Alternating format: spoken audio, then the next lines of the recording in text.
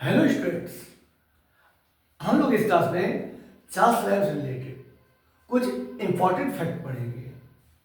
हमने पिछली क्लास में चार्ल्स लैम्ब की लाइफ के बारे में, उनकी बायोग्राफी के बारे में हमने काफ़ी अच्छे से पढ़ा, काफ़ी अच्छे से समझा।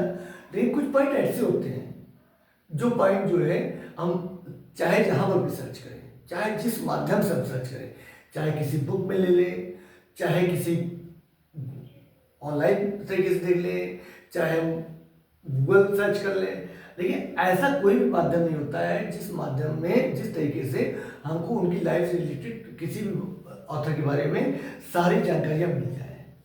कहीं ना कहीं से आप देखेंगे कि आपने कई बार देखा होगा ऐसा कि एक जगह पढ़ते रहते हैं, बहुत चाहे जितनी भी ऑथेंटिक चीज़ें हों उसको पढ़ते रहते हैं, लेकिन हम जब दूसरी जगह जाते हैं तो हमको कुछ वहाँ पर जानकारी मिल जाती है, भैया ये यहाँ तो ये छूट गया था, ये चीज़ हमको मिल गई।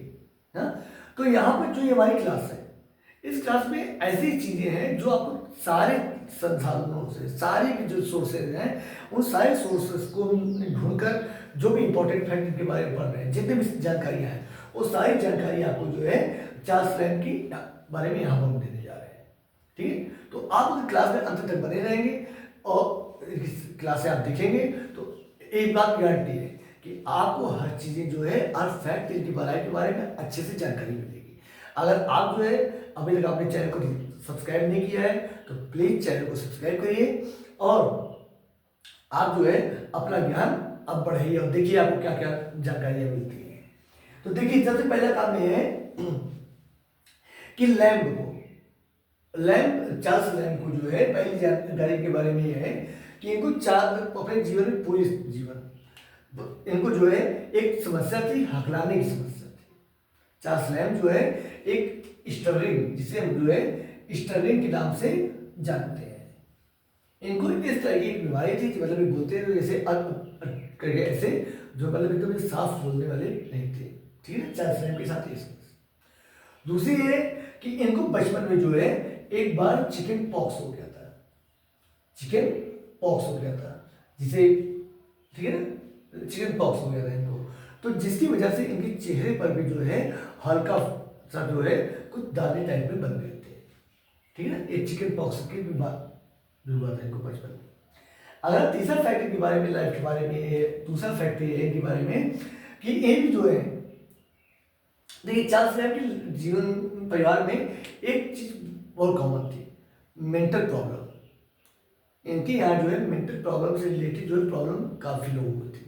और इनकी बहन को तो आपने जान ही रहे हैं कि इनकी बहन, इनकी जो सिस्टर थी मैरी लैम्ब, जो कि इनसे 11 ईयर बड़ी थी, इनका जन्म 1775 में हुआ था और मैरी लैम्ब का जन्म जो है 1764 में हुआ था। और इनकी तो मेंटल प्रॉब्लम इतनी ज़्यादा हो गई थी, हाँ, मेंटल हेल्थ इतनी गड़बड़ हो गई थी जिनकी उन्होंने अपनी उसी प्रॉब्लम की वजह से अपनी खुद की माँ को ही मार दिया। हाँ, तो इसी तरह एक प्रॉब्लम, इनको भी मेंटल प्रॉब्लम थी, जिसकी वजह से इनको भी 1795 में, इनको भी मेंटल प्रॉब्लम की वजह से 1795 में 6 वीक के लिए इनको भी मेंटल हॉस्पिटल में रहना पड़ा था। ठीक है, मेंटल हॉस्पिटल में इनको भी जो है 6 हफ्तों के लिए, 6 वीक के लिए इनको भी जो है कहाँ, यहाँ पर रहना पड़ा था। कितने दिन के लिए? 6 वीक के लिए। कब? 1795 में। ठीक है, उसके बाद देख रहे हैं कि आप जानते हैं कि इनकी माँ मैरी लैम्ब ने जो है अपनी माँ को, मैरी लैम्ब की सगी सिस्टर थी, ठीक है, तो इन्होंने इनकी माँ को जो है, माँ को 22 सितंबर 1796 को चाकू से मार दिया था, चाकू से, ठीक है, अपनी माँ को ही मार दिया था। तीसरा इंपॉर्टेंट फैक्ट इनके बारे में। नेक्स्ट इंपॉर्टेंट फैक्ट, देखिए इनके जो फ्रेंड थे, चार्ल्स लैम्ब की फ्रेंड सर्किल, तो मैंने आपको बताया है कि चार्ल्स लैम्ब की फ्रेंड सर्किल जो है बहुत बड़ी थी। ये जितने भी उसमें लिटरेरी फिगर थे, वो सारे लिटरेरी फिगर जो है इनके क्लोज फ्रेंड हुआ करते थे, उनसे इनकी जो है बहुत पड़ती। ठीक, तो उसी में जो है इनकी जो पहली मुलाकात होती है, क्योंकि आप जानते हैं कि एस टी कॉलरिज जो थे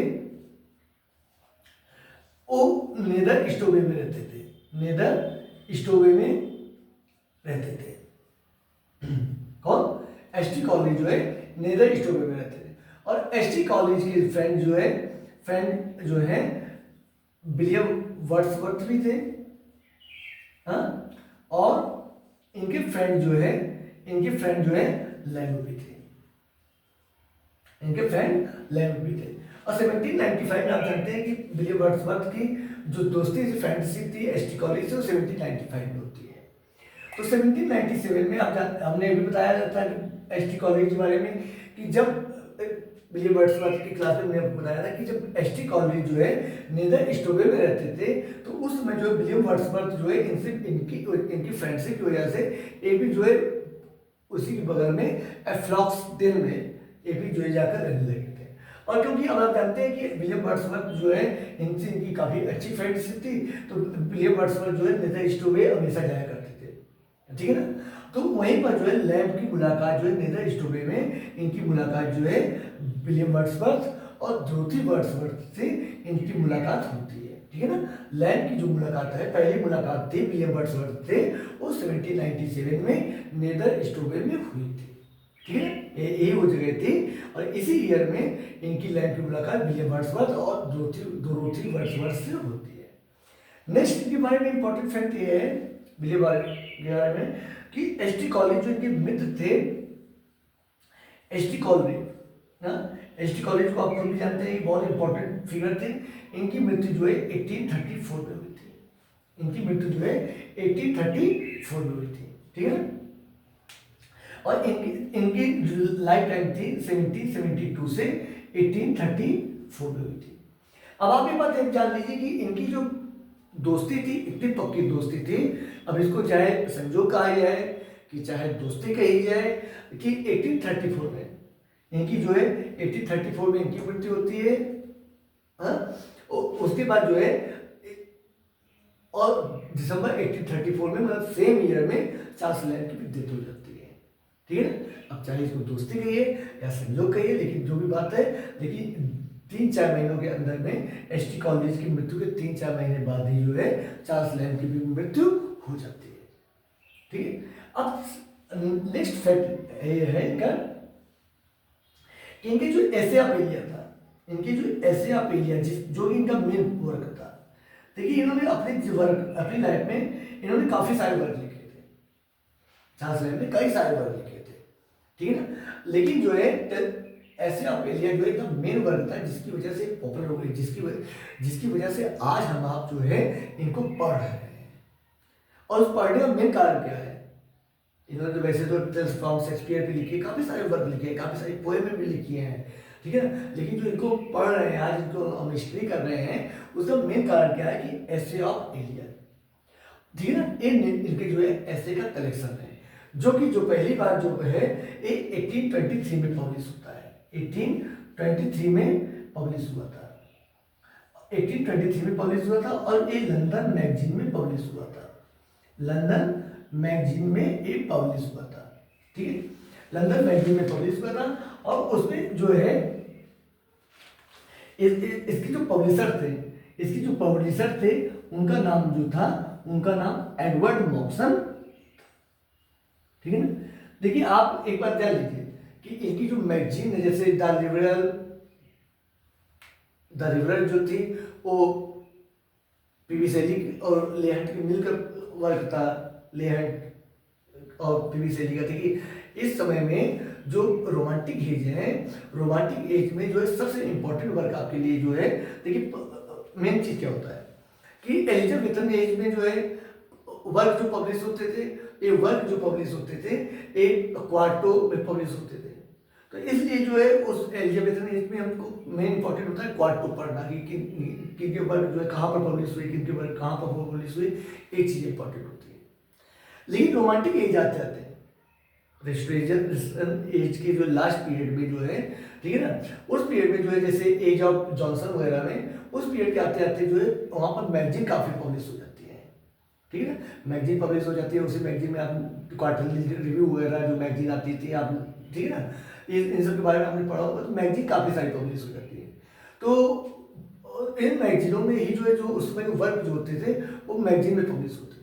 तो देखिए हमको एक चीज़ बहुत इंपॉर्टेंट है हमारे लिए कि इनके वर्क जो पब्लिश हो रहे हैं कहाँ पर पब्लिश हो रहे हैं, एक चीज़ आपके लिए बहुत इंपॉर्टेंट है।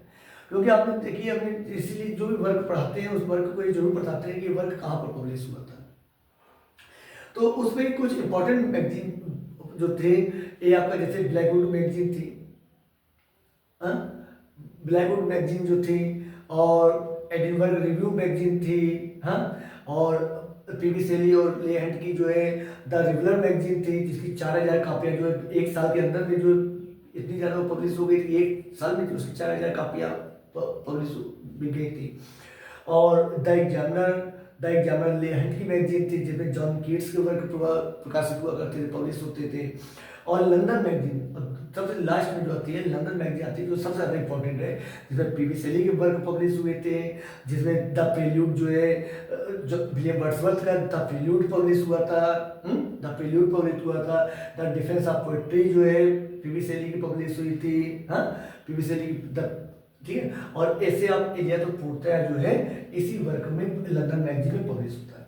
और इसके जो मेन पब्लिशर थे, एक एडवर्ड मॉक्सन इसके मेन पब्लिशर, ठीक है। इसके बाद नेक्स्ट जो है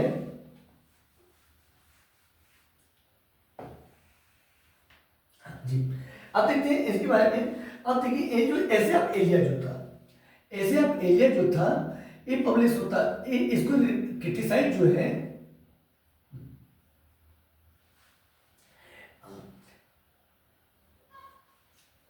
ऐसे आप एलिया जो है ये रॉबर्ट साउदी के द्वारा जो है ये क्रिटिसाइज किया जाता है। रॉबर्ट साउदी के द्वारा जो है इसको जो है क्रिटिसाइज किया जाता है, ठीक है ना। रॉबर्ट साउदी के द्वारा इसको जो है रिव्यू किया, क्रिटिसाइज किया जाता है। और किसने क्रिटिसाइज किया था, फिर से वही बात आ रही है कि उस वर्क का नाम, उस मैगजीन का नाम, तो उसका नाम तो जो था उसका नाम था क्वार्टरली रिव्यू, क्वार्टरली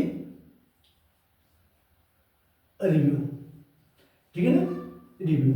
देखिए यही क्वार्टरली रिव्यू मैगजीन थी जिसमें जो है विल्सन क्रॉकर ने, क्वार्टरली रिव्यू ही वही मैगजीन थी जिसमें विल्सन क्रॉकर ने जो है जॉन कीट्स के वर्क एंडिमियन, जो कि एंडिमियन 1818 में आता है, उस वर्क को क्वार्टरली रिव्यू में ही किया गया था, ठीक है ना। देखिए हम लोग पढ़ेंगे तो ये नहीं पढ़ेंगे 40 लाइन पढ़ेंगे, इसके साथ जो भी रिलेटेड फैक्ट आता जाएगा उसको जरूर पढ़ेंगे। अगर आप पढ़ना चाहते हैं तो एक चीज़ जरूर ध्यान दीजिए कि जब भी पढ़िए तो एक चीज़ जरूर ध्यान देकर पढ़िए कि उससे रिलेटेड फैक्ट को हमेशा जो है रिवाइज करते चलिए, क्योंकि ज्ञान जो होता है जब रिवीजन होता है तभी उसके साथ जो है होता है। तो क्वार्टरली रिव्यू ही मैगजीन थी जिसमें जो है विल्सन क्रॉकर ने एंडिमियन को जो है जॉन कीट्स के एंडिमियन को किया था, ठीक है। एडिनबर्ग रिव्यू जो थी उसमें जो है उसमें भी जो है इनको रिव्यू किया गया था, ठीक है ना, समझे ना। एक चीज है ब्लैकवुड मैगजीन में जो है उनको किया गया था, ठीक है ना। और एडिनबर्ग रिव्यू मैगजीन थी जिसमें जो है फ्रांसिस जेफरी ने जो लेक पोएट टर्म था, वो लेक पोएट टर्म जो है फ्रांसिस जेफरी ने किसमें दिया था, एडिनबर्ग रिव्यू में दिया था, ठीक है। और इंडिमियन जो है ब्लैकवुड मैगजीन और क्वार्टरली रिव्यू में इंडिमियन को जो है क्रिटिसाइज किया गया था। और इसी क्वार्टरली रिव्यू में रॉबर्ट साउदी ने जो है इनकी एसे ऑफ एलिया को रिव्यू किया, ठीक है ना, क्रिटिसाइज किया। और क्रिटिसाइज करते हैं और क्रिटिसाइज करते हुए इनको जो है टाइटल देते हैं, इनको टाइटल क्या देते हैं, द प्रोग्रेस ऑफ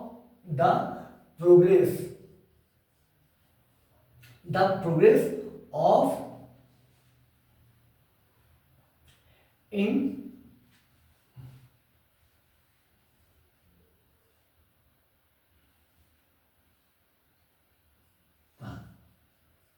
ठीक है। ये थोड़ा सा ये होता है कि कहीं पर गलत ना हो जाए स्पेलिंग में, ठीक है ना, कभी कभार गलतियां हो सकती है, तो इसलिए थोड़ा ध्यान दिया जाता है।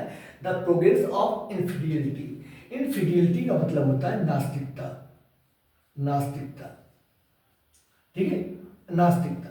इनफिडियलिटी का मतलब क्या होता है, नास्तिकता। मतलब रॉबर्ट साउदी ने जो है इनको इनके एसे ऑफ एलिया को इतना क्रिटिसाइज किया कि इनको चार्ल्स लैंग को जो है एक मतलब गैर क्रिश्चियन तक कर दिया कि मतलब आप क्रिश्चियन के हो ही नहीं, ठीक है ना, आप क्रिश्चियन के जो रूल्स हैं, जो क्रिश्चियन धर्म का रूल है, उस नियम को भी आपने उसे क्रिश्चियनिटी को अपने कर दिया। और इस वर्क को लिखते हुए इन्होंने जो है इनको टाइटल क्या दे दिया, इनको टाइटल जो है द प्रोग्रेस ऑफ इनफिडियलिटी दे दिया, ठीक है ना, नास्तिकता का विकास दे दिया इनको नाम, किसको, ऐसे ऑफ एलिया को, ठीक है ना, ऐसे ऑफ एलिया को। एक चीज ध्यान दीजिए, ये आपके लिए काफी इंपॉर्टेंट होने वाला है। उसके बाद अगला जो है ऐसे ऑफ एलिया में, ऐसे ऑफ एलिया में चार्ल्स लैम्ब ने लोवेल लोवेल जो टर्म दिया है, देखिए इसमें जो सबसे इंपॉर्टेंट जो बातें हैं इनके लिए कि इन्होंने किसको क्या नाम दिया है। देखिए इसमें एक चीज बहुत इंपॉर्टेंट होने वाली है हमारे लिए। लॉवेल जो है चार्ल्स लैम्ब ने अपने फादर को बोला है लॉवेल, लॉवेल जो है इन्होंने अपने फादर को लॉवेल बोला है। और कजिन कजिन ब्रिडगेट, ब्रिडगेट जो है कजिन ब्रिडगेट, इन्होंने मैरी लैम्ब को बोला है, मैरी लैम्ब को बोला है। एलिस एम जो है इन्होंने जो इनकी बिलव्ड थी, जो बिलव्ड थी एन साइमंस, एन साइमंस, इनको जो है बोला है। और उसके बाद बटरम इफ जो टर्म है, एक टर्म इन्होंने अपने जो इनके जो हस्बैंड थे, इनके जो हस्बैंड हैं सिल्वर स्मिथ, सिल्वर स्मिथ, इनको जो है इन्होंने एक के हस्बैंड थे, जब इनकी शादी हो जाती है एन साइमंस की शादी जो है सिल्वर स्मिथ को हो जाती है, तो सिल्वर स्मिथ को ही जो है इन्होंने अपने वर्क जो ऐसे ऑफ एलिया जो ऐसे था उसमें बर्टरैम का नाम देते हैं, ठीक है ना। और एलिया जो है ये खुद जो है चार्ल्स लैम्ब होते हैं, ये चार्ल्स लैम्ब जो है ये खुद जो है एस ए होते हैं, ठीक है ना। तो एक चीजें आपके लिए काफी इंपॉर्टेंट है कि एक, ठीक है। अब देखिए आप एक बात देख लीजिए, अब इन्होंने जब क्रिटिसाइज किया रॉबर्ट साउदी ने इनको जो है द प्रोग्रेस ऑफ इनफिडियलिटी बोला, बहुत बड़ी बात की, मतलब आपको क्रिश्चियनिटी से ही गड़बड़ कर दिया, मतलब आप तो एकदम ईश्वर पर विश्वास न करने वाले व्यक्ति हैं, तो जाहिर सी बात है चार्ल्स लैम्ब को जो है गुस्सा तो आएगा। और जब चार्ल्स लैम्ब गुस्सा आता है तो चार्ल्स लैम्ब क्या करते हैं, चार्ल्स लैम्ब कहते हैं भाई हमारे कौन से बीवी बच्चे हैं, हमारी ना शादी हुई है ना हुई है, तुमको देखो मैं तुम्हारे बारे में बताता हूँ।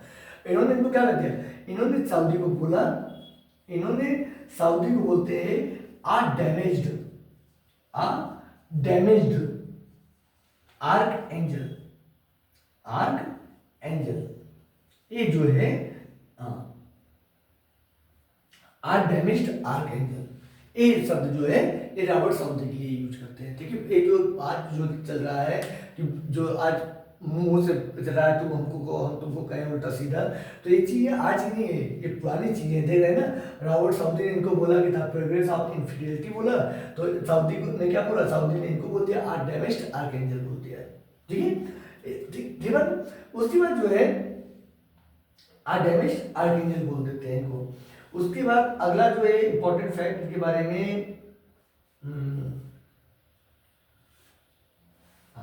इसके बारे में इन्होंने जो है एक जो ऐसे लिखा है इन्होंने सुपर नोटेड, एक ऐसे लिखा है इनका जो ऐसे है सुपर नोटेड मैन। इस ऐसे में जो है इन्होंने जो है जो ईस्ट इंडिया कंपनी